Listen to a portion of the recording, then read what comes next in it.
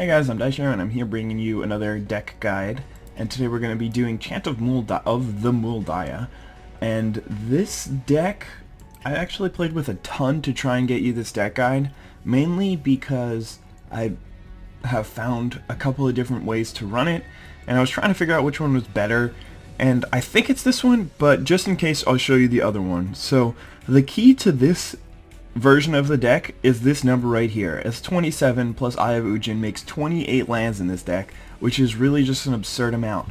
But seeing as the thing that you're trying to do with this deck is use cards like Exploration, you may play an additional land on each of your turns to ramp really quickly. I mean, really this is just the most important card in the deck. If you can get this out turn 1, it's basically like your champion of the parish, and it'll accelerate you so quickly that sometimes you can get Primeval Titan out turn 3, which can be kind of insane, even more so occasionally if you get lucky. But anyway, that's really the goal for this deck, and then the rest of it is kind of just going to fall in, and you'll see how.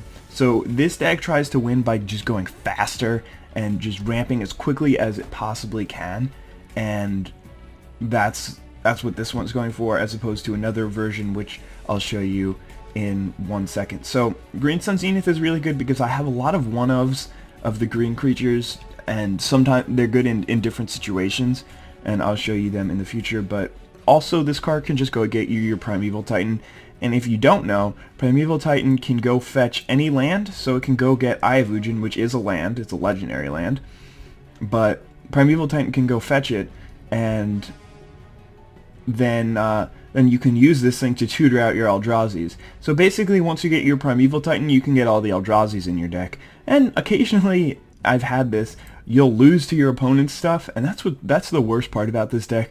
It just loses to Royal Elemental. They play one land, they steal your Primeval Titan, then they attack with it, they get 2 more lands, and then you're just done.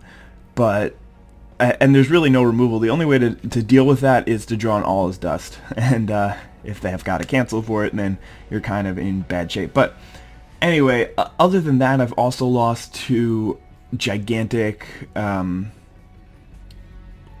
Avacyn's Glory, where they just played Mentor of the Meek early on, and they got a Thraben Doomsayer going, and they were just drawing a ton of cards, and they had O-Rings and Fiend Hunters for all of my Eldrazi's, and I couldn't draw my All is Dust. So I ended up losing that one too. But it's really frustrating when you lose late games to other decks, because you feel like this deck should be able to beat any deck in the late game. But this deck is really good at putting threats out in the mid game, like big threats out in the mid game, and that's what you want to be doing.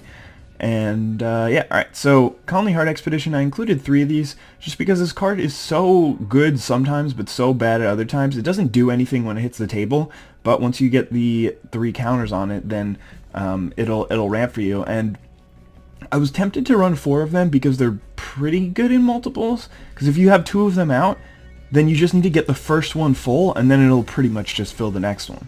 So they're decent in multiples. Explorer I took out because even with the 27 lands, sometimes you just have too many additional lands to play every turn, and it just doesn't end up working out. But yeah, anyway, this is a pretty decent card. So I still had 2 of them in there, which, I mean, there's a lot of competition for all the slots in this deck, as you guys will see in a second. Anyway, we've got 4 Rampant Growths, and this is really just one of the premier cards in the deck that you want to start out with. I only threw in 1 of these Antelopes, and the reason is the other version of the deck has all 4 of them in there, but there just weren't enough slots to keep all the ramp and all of the Brazen Gladehearts. So what I did was I tried to focus a little bit more on just going really, really fast, and a little bit less on trying to gain life to mitigate my opponent's strengths. So I did include 1. I could still Green Sun Zenith for it, and hopefully that will be enough if I ever need this thing. But I mean, I wanted to include it just so that I could gain the life at the last second if I needed to.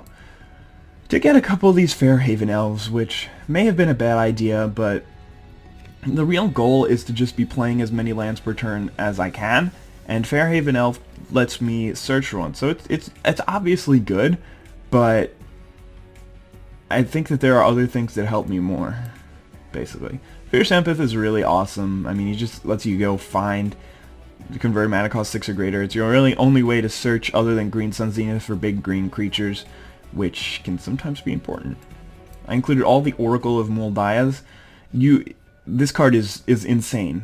What you have to make sure to do when you're playing this card is always play lands from the top of your library, and note that even if there isn't a land on the top of your library, your deck has so many different shuffle effects, whether it be Rampant Growth, Eye of Ujin, any of those kind of things. So before you play your lands from your hand, make sure that you cast all your shuffle effects to make sure that you get all of the lands played. Because sometimes you're going to be playing 3 lands per turn, and just this card gives you so much advantage because you're playing the lands and you just don't end up drawing them, and then you just draw real cards instead, and it's so good.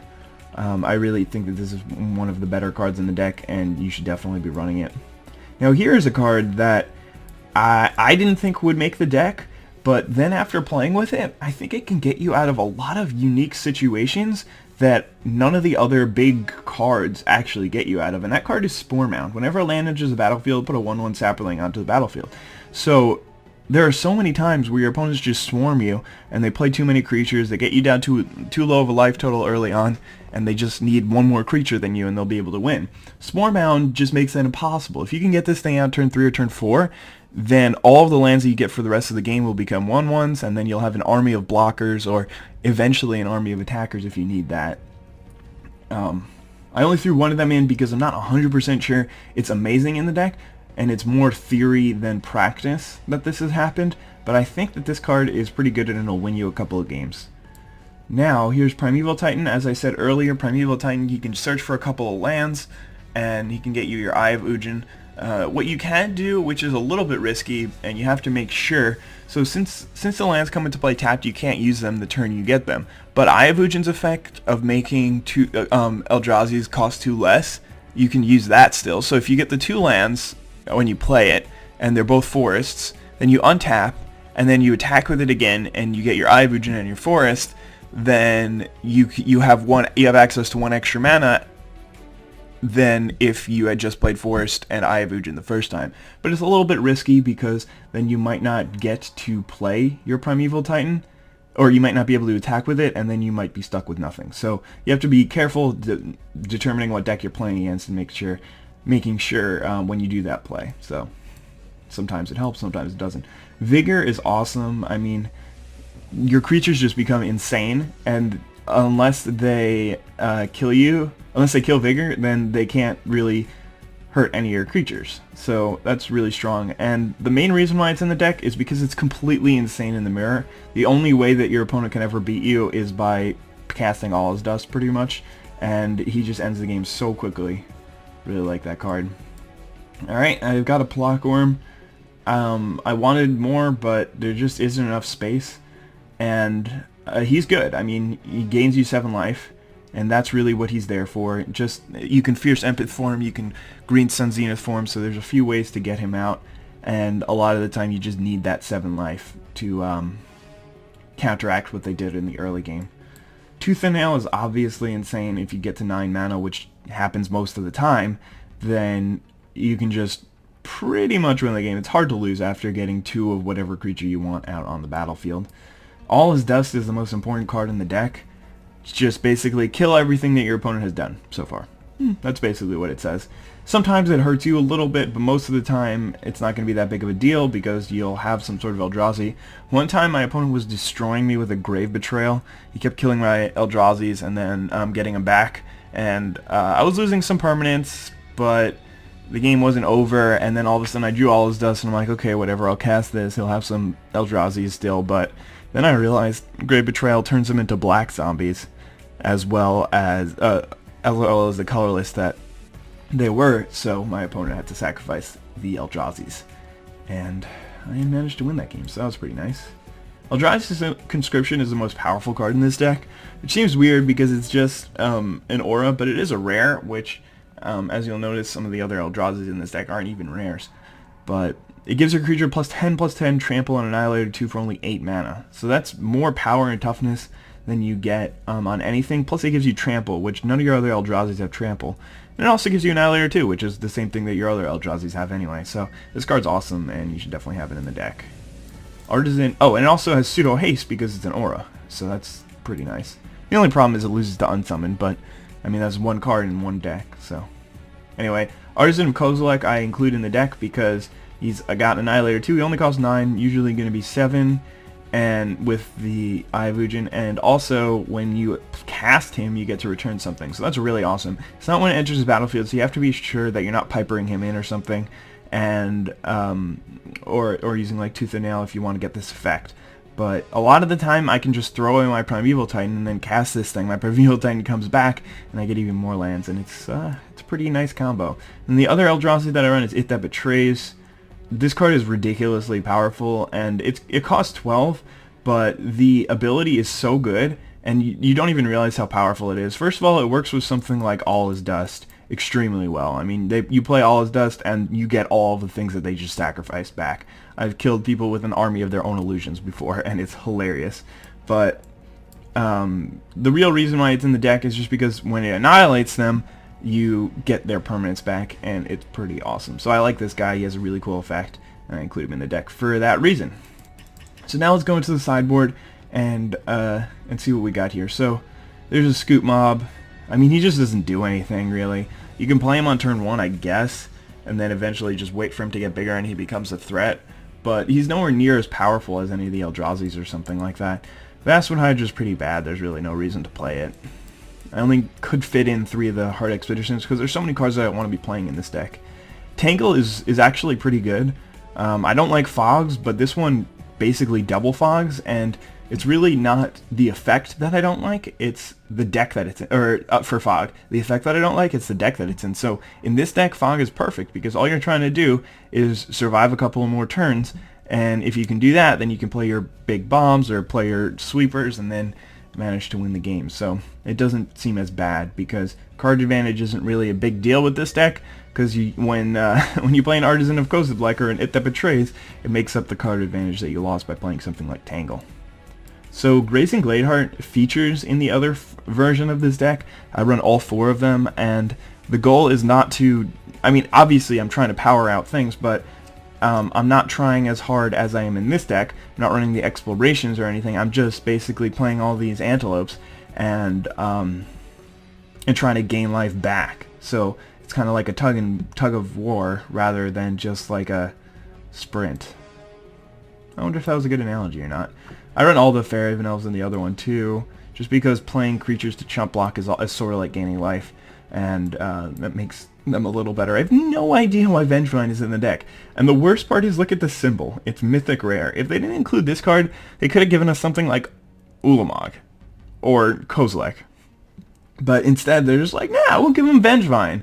Vengevine's good, right? But this card has no place in this deck. It really just does absolutely nothing for you. Then I have a couple of Elvish Pipers in here, and the reason is because I don't like this card very much in this deck.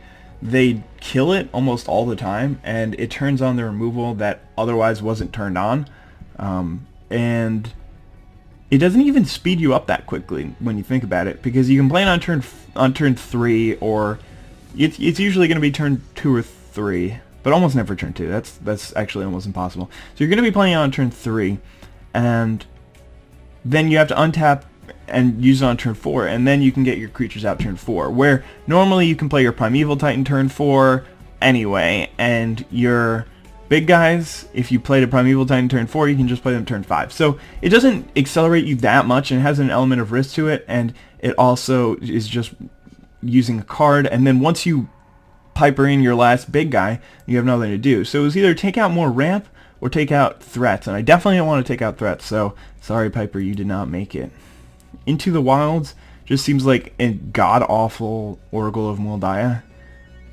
I mean, it's just so much worse in every way. Woodborn Behemoth. Honestly, if he costs 6, he might be better in this deck, but he's just not powerful enough. There are other more powerful cards. Plow Under is one of my favorite cards in Magic, but in the aggressive format, just putting their lands on top of their library isn't going to be enough to win you the game. Bountiful Harvest. I mean, I hate this card. It's obviously terrible, but I'm curious as to see whether or not that card's actually good. Summoning Trap doesn't even make your things that much cheaper. There's only one deck with with counters, so there's really no point in doing that. There's a couple of block worms here. Terastodon. I'm really not sure about this guy. I've always thought he should be in the deck, but I'm not sure which threat I should take out to put a Terastodon in. Maybe I should... See, I don't want to take out any of these Eldrazi's, any more of them, because I already took out 3, I guess. Because then Eye of Ugin becomes a lot worse. And Eye of Ugin is one of the best ways to win the games. So anyway, there's Ulamog's Crusher, who is cost 8, but doesn't do that much. 8/8 attacks each turn of Fable Annihilator 2. They can beat that, especially if they have a removal spell. It's a lot harder to beat the other Eldrazi's. And then Pathrazer of Ulamog is just way too expensive. I mean, it costs 11, and he doesn't really do anything. He has some sort of evasion, I suppose, but when Eldrazi's are attacking, they're not really winning anyway, so I'd rather just play any of the other Eldrazi's or any of the other spells that help me survive. So, after now, I'm just going to go ahead and show you the other version of the deck, so I'll be right back. Alright guys, this is the other version of the deck where I didn't do that much to change it. All I really did was I took out some of these Calling Heart Expeditions, fit in the Tangles, took out the Explorations, put in all the Glade Hearts, put in all the Fairhaven Elves, took out one Moldaya, put in the Pipers, and then put in a Terastodon. So those are the only real changes to the deck.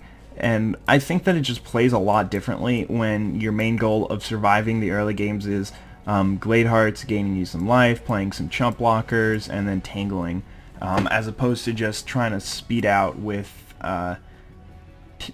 exploration and extra lands. So I think that there's a fundamental difference in the deck, but even though there's only a few cards different, it's really just a fundamental difference. So I hope you guys enjoyed this deck guide. I'm going to be playing the games with the first version that I showed you. So yeah, I hope you guys enjoyed this one, and I'll see you soon. Bye.